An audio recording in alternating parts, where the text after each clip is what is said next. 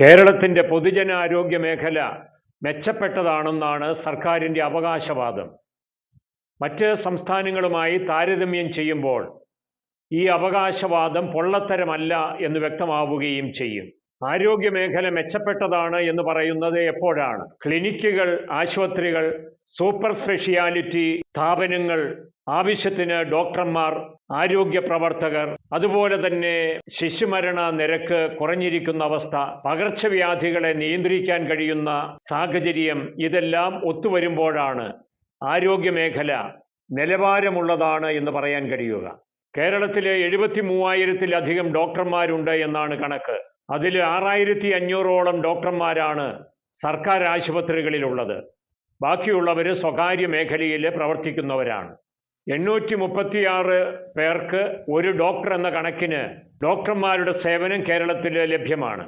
എന്നാൽ വികസിത രാജ്യങ്ങളിൽ, പ്രത്യേകിച്ച് ജനസംഖ്യ കുറവുള്ളിടത്ത്, 500 പേർക്ക് ഒരു ഡോക്ടർ അല്ലെങ്കിൽ 400 പേർക്ക് ഒരു ഡോക്ടർ വരെയുള്ള സൗകര്യങ്ങൾ പലയിടങ്ങളിലുമുണ്ട്.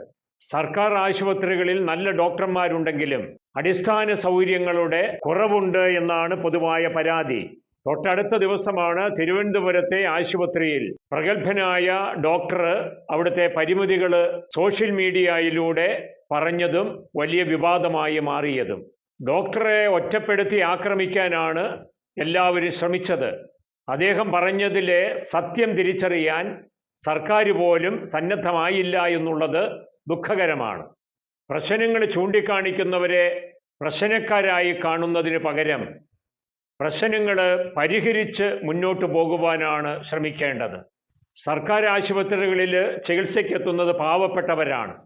അവരെ സഹായിക്കേണ്ടത് സർക്കാരിൻ്റെ കടമയുമാണ്. ആ നിലയിൽ കൂടുതൽ ബഡ്ജറ്റ് ഓഹരി പൊതുജന ആരോഗ്യ മേഖലയ്ക്ക് വേണ്ടി മാറ്റിവെക്കേണ്ടതായിട്ടുണ്ട്. 10,000 കോടി രൂപയാണ് സർക്കാർ പൊതുജനാരോഗ്യത്തിന് വേണ്ടി നീക്കിവെക്കുന്നത്. അത് തീരെ അപര്യാപ്തമാകുന്നുവെന്നുള്ളതാണ് സത്യം. കോട്ടയം മെഡിക്കൽ കോളേജിൽ അടുത്ത കാലത്തുണ്ടായ സംഭവവും ആവശ്യത്തിന് ഫണ്ട് സർക്കാരിൽ നിന്ന് ആശുപത്രികൾക്ക് ലഭിക്കുന്നില്ല എന്ന് നമ്മെ ഓർമ്മപ്പെടുത്തുകയാണ്. കാലപ്പഴക്കം കൊണ്ട് ഉപയോഗശൂന്യമായ ആശുപത്രികൾ പുതുക്കി പണിയേണ്ടത് ആവശ്യമാണ്. ആരോഗ്യം സമ്പത്താണെന്ന് തിരിച്ചറിഞ്ഞ് പൊതുജന ആരോഗ്യ രംഗത്ത് കൂടുതൽ മുതൽ മുടക്കാൻ സർക്കാരുകൾ സന്നദ്ധമാവുകയോ അതിന് ശേഷിയുള്ളവരെ ഈ പദ്ധതിയുടെ ഭാഗമാക്കുകയോ ചെയ്യേണ്ടതുണ്ട്. അതുപോലെ തന്നെ പ്രധാനപ്പെട്ട കാര്യമാണ് എല്ലാവരും മെഡിക്കൽ ഇൻഷുറൻസ് എടുക്കുക എന്നുള്ളത്.